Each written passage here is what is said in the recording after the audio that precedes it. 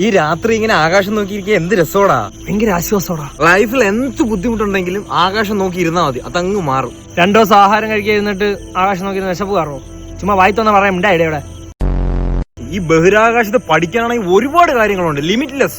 Countless and fabricantly loop.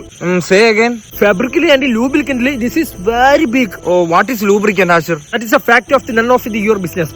ആകാശത്തേക്ക് കൊണ്ടിരിക്കും, അതൊക്കെ വിട്, അത് വിട്. ചില നക്ഷത്രമൊക്കെ സൂര്യനേക്കാളും വലുതാണ്. നമ്മളെ സ്കൂളിലൊക്കെ പഠിച്ച തന്നെ. മറ്റേ പയ്യൻ കാണിക്കുന്ന പരിപാടികൾ കാണുമ്പോഴേ എന്റെ നെഞ്ചാമരത്തെ അരമ്പ് കിടന്ന് പിടയ്ക്കുന്നളിയാ. ഏത് പയ്യൻ? Alan mask.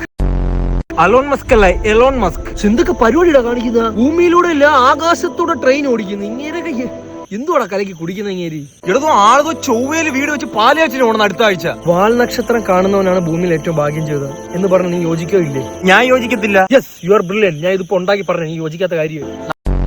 നമ്മൾ ഇപ്പൊ ഈ കാണാൻ നക്ഷത്രമല്ലേ, ഈ നക്ഷത്രം ഇപ്പൊ ഉള്ളതല്ല. മാത്രമല്ല വേറൊരു കാര്യമുണ്ട്, ചന്ദ്രനിൽ വെള്ളമുണ്ട്. അത് എല്ലാവർക്കും അറിയാവുന്ന കാര്യമുള്ള കളിയാ. ഞാൻ 2ാം ക്ലാസ്സിൽ പഠിച്ചതാണത്. എന്നാ പിടിച്ചോ. ഈ മേഘം ഇല്ലേ, മേഘത്തിന് നല്ല വെയിറ്റ് ഉണ്ട്, അതറിയോ? നീ മേഘത്തിനെ പിടിച്ചു നോക്കിയാ വെയിറ്റ് ഉണ്ടെന്ന് അറിയാൻ. ഇയാൾ നേരത്തെ പറഞ്ഞ ഈ കാണുന്ന നക്ഷത്രം ഇപ്പോൾ ഉള്ള അല്ലെന്ന് പറയുമ്പോൾ ഞാൻ വിശ്വസിച്ചില്ല. അപ്പൊ ഞാൻ പറഞ്ഞു ഇയാൾക്ക് അങ്ങോട്ട് വിശ്വസിച്ചൂടെ?